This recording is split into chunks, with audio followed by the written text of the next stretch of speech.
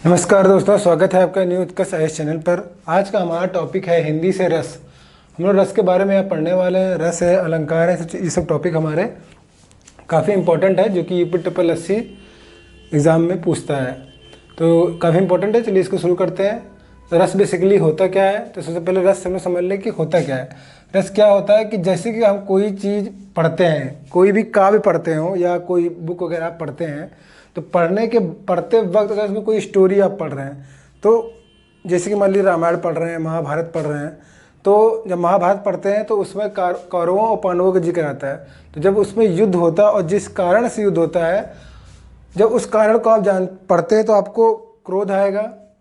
जो क्रोध आपके अंदर उत्पन्न हो रहा है जिस कारण से, ठीक है, वो होता है हमारा रस। ठीक है, ये रस हमारे कई प्रकार के होते हैं और इसमें विभिन्न विभिन्न जो विद्वान हैं उन्होंने अलग अलग मतलब कि प्रकारों में इसको बांटा है। जैसे कि कहीं पर इसको बताया गया है कि 8 प्रकार के होते हैं, कहीं 9 प्रकार, कहीं 11 प्रकार के, लेकिन हम लोग यहाँ पर पढ़ेंगे 9 प्रकार के रस जो कि माने गए हैं मुख्य रूप से। और किसी विद्वान के अनुसार अगर पूछा जाएगा तो वो बात अलग हो जाएगी, लेकिन वैसे सामान्य तौर पर 9 प्रकार के रस यहाँ हम लोग पढ़ते हैं, जिसे हम लोग स्थायी भाव के रूप में जानते हैं। स्थायी भाव जितने होते हैं उतने ही प्रकार के रस होते हैं।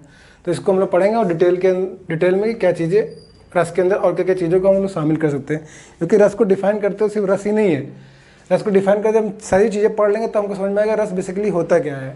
ठीक है, जैसे कि इसमें देखिए साहित्य दर्पण है। साहित्य दर्पण में जो है काव्य के व्याख्या करते हुए आचार्य विश्वनाथ, यहाँ पर देखेंगे विद्वान है आचार्य विश्वनाथ लिखते हैं किसके बारे में, रस के बारे में लिख रहे हैं यहाँ पर। और रस को डिफाइन करते हुए लिखते हैं वाक्यम रसात्मक काव्यम। वाक्यम मतलब वाक्य, रसात्मक मतलब रस, और काव्यम यानी इसका मतलब ये हुआ कि जो रस है, जिस वाक्य को हम लोग पढ़ते हैं, अगर उसके अंदर उस रस है तो वो क्या है, काव्य है। उसे क्या कहेंगे, काव्य कहेंगे। ठीक है, कोई भी सेंटेंस तो सभी तरह के आप बुक्स वगैरह, नॉर्मल बुक्स वगैरह भी पढ़ते हैं, तो क्या सब काव्य थोड़ी ना होता है, मगर जिसमें रस हो, यानी जिसको पढ़ते हो तो हमें आनंद की अनुभूति हो, या क्रोध की अनुभूति हो, हर्ष की अनुभूति हो, वीर रस की उत्पत्ति हो मन में, तो ये सभी चीज़ें क्या कहलाएंगी, वो जो जिस चीज़ों को पढ़ रहे हो तो काव्य होंगी। वो चीज़ें होती है, अलग होती है। सामान्य सेंटेंस हम लोग पढ़ते हैं तो समान सेंटेंस काव्य नहीं होता है। तो ये चीज़ यहाँ पे डिफाइन कर रहे हैं आचार्य विश्वनाथ कि वाक्यम रसात्मक काव्यम, यानी ऐसा वाक्य जिसमें रस हो वो काव्य कहलाता है। मतलब काव्य जो है बिना रस के नहीं होगा, ये कहना चाह रहे हैं यहाँ पर। या अर्थात रस को काव्य की आत्मा कहते हैं। तो रस क्या है, जो हमारे मन में भाव उत्पन्न हो, चाहे हम उदास हो रहे हो, क्रोध हो रहे हो, आनंद आ रहा हो, हर्ष हो रहा हो, भयानक चीज़ों का अनुभव हो रहा हो, वो सभी चीज़ें रस हो जाएंगी। फिर यहाँ पर देखेंगे रस की निष्पत्ति, मतलब रस की उत्पत्ति। निष्पत्ति अर्थात उत्पत्ति से मतलब है। रस की निष्पत्ति के संबंध में भरत मुनि, यहाँ पे एक और विद्वान है भरत मुनि, इनका नाम भी कई बार रस को डिफाइन करते वक्त आएगा आपके। ठीक है, तो रस की निष्पत्ति के संबंध में भरत मुनि ने नाट्यशास्त्र के रचयिता है, ये नाट्यशास्त्र में लिखा है इन्होंने, विभवानुभाव व्यभिचारी संयोग दृश्य निष्पत्ति। इसका आशय ये हुआ कि देखेंगे इसमें किन किन शब्दों का उच्चारण कर रहे हैं। विभावानुभाव, अनुभाव मतलब विभाव, अनुभाव, व्यभिचारी के मिलने से, निष्पत्ति संयोग से, दृश्य निष्पत्ति यानी निष्पत्ति होती किसकी, रस की निष्पत्ति, अथवा विभाव अनुभाव व्यभिचारी यानी संचारी भाव, जिसे हम लोग बोल रहे हैं, भावों के संयोग से रस की निष्पत्ति हो रही है, जिसको इन्होंने एक सेंटेंस के रूप में डिफाइन किया है। ठीक, फिर उसके बाद देखेंगे इन्हीं के अनुसार, मतलब भरत मुनि के नाट्यशास्त्र के अनुसार, कि रस की निष्पत्ति के लिए जो तत्व आवश्यक होते हो तत्व कौन से हैं। तो तत्व हैं आपके 4 प्रकार के तत्व होते हैं। तत्व की बात कर रहे हैं, रस की बात नहीं कर रहे हैं। 4 तत्व हो गया, कौन कौन से, स्थायी भाव, विभाव, अनुभाव और संचारी भाव। याद कर लेंगे, स्थायी भाव, विभाव, अनुभाव और संचारी भाव, ये तत्व हैं। इन तत्वों का मिश्रण है, सही पूरा सभी चीज़ों को मिला के रस की उत्पत्ति को हम मानेंगे। अब इसमें स्थायी भाव को कितने होते हैं, जितने स्थायी भाव हैं वही हमारे रस होंगे, उतने प्रकार के रस हैं। 9 प्रकार के यहाँ पर स्थायी भाव बताए गए और इसी प्रकार से 9 प्रकार के आपके रस हो जाते हैं। कैसे? जब स्थायी भाव रति कहलाएगा तब श्रृंगार रस है, जब स्थायी भाव हास है तो हास रस है, शोक है करुण होगा, उत्साह है वीर होगा, क्रोध है रौद्र है, भय है भयानक है, जुगुप्सा यानी घृणा है विभत्स है, विस्मय है अद्भुत है, निर्वेद यानी वैराग्य है यानी शांत है। ठीक है, तो जैसे कि ये सामान्य शब्द, श्रृंगार है, हास्य है, करुण है, वीर है, रौद्र है, भयानक है, विभत्स है, अद्भुत है, शांत है, और उसके स्थायी भाव ये हैं। स्थायी भाव याद रखना है, और स्थायी भाव का क्या रस होता है वो भी याद रखना है। आता है कि क्रोध का आपका रस होता क्या है, तो क्रोध का क्या होता है? रौद्र होता है। जुगुप्सा क्या होता है? विभत्स होता है। विस्मय क्या होता है? अद्भुत होता है। निर्वेद क्या होता है? शांत होता है। यह सत्ता परीक्षा में।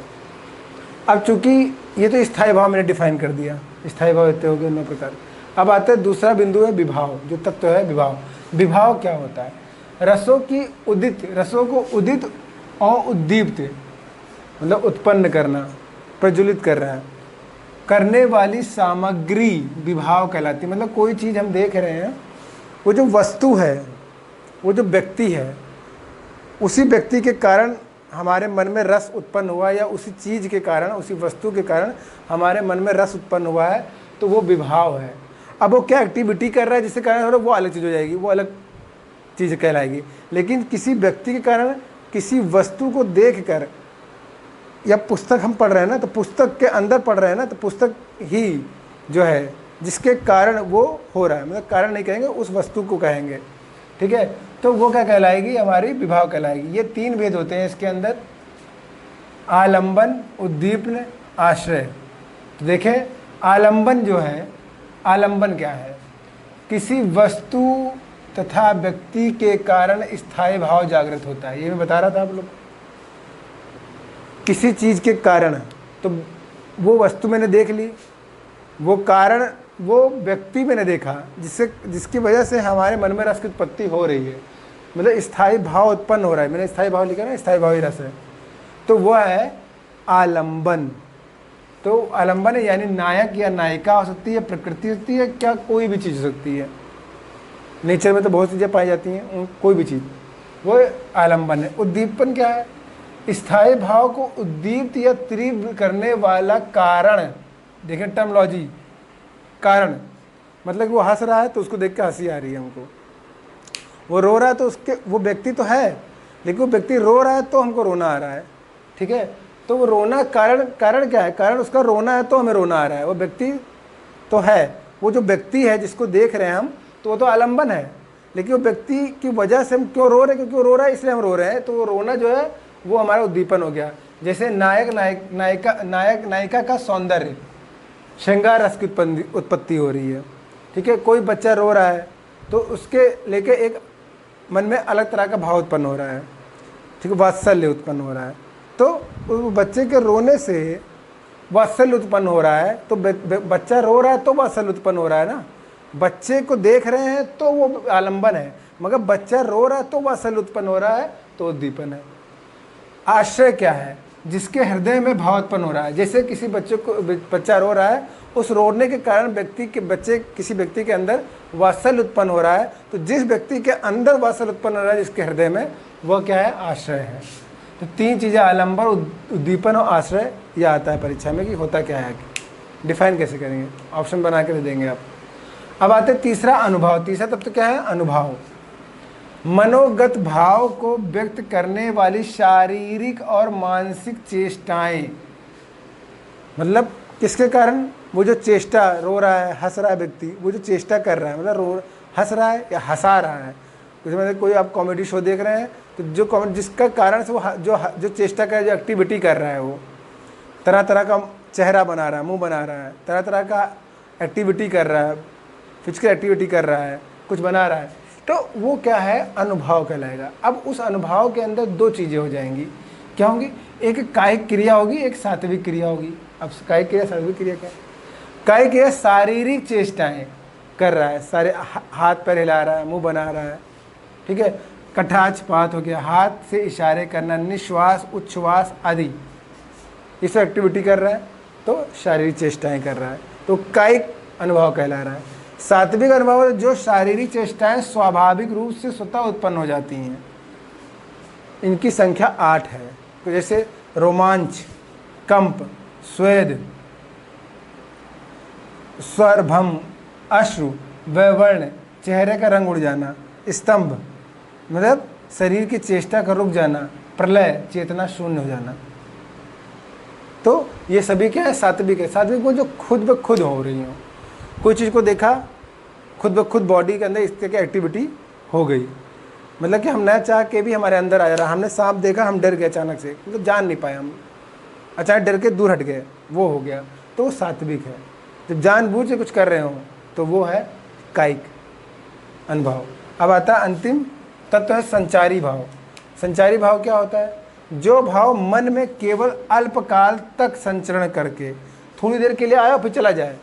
और थोड़ी देर क्यों आ रहा है? थोड़ी देर आके स्थायी भाव को इस्टेब्लिश कर दे रहा है, स्थायी भाव उत्पन्न कर दे रहा है, या उसको उत्पन्न करने में मदद कर रहा है।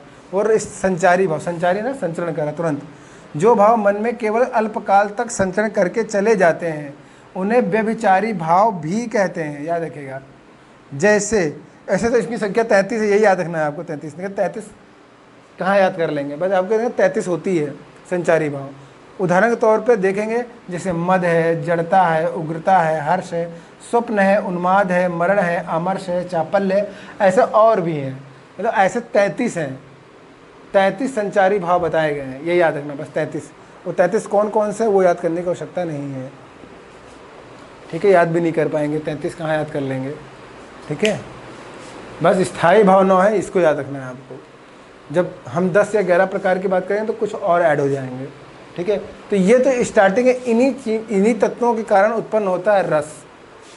रस को डिफाइन जब हम कर रहे होंगे तो इन चारों चीज़ों का जिक्र जरूर करेंगे कि स्थायी भाव है, विभाव है, अनुभव है, संचारी भाव है, तो रस होगा, ठीक है? ये चीज़ याद रखेंगे दिमाग के अंदर। तो उम्मीद करता हूँ ये वीडियो आपको काफ़ी पसंद आया होगा। इसके बाद का जो चीज़ें हम लोग देखेंगे वो रस का जो स्थायी भाव है इसको डिफाइन करेंगे इसके उदाहरण के साथ, क्या क्या उसके अंदर स्थायी भाव है, क्या अनुभव है, क्या संचारी भाव है। उम्मीद करता हूँ वीडियो काफ़ी पसंद आया होगा, इसलिए इस वीडियो को अधिक से अधिक लाइक करें, शेयर करें, सब्सक्राइब करें। आज के लिए इतना ही, धन्यवाद।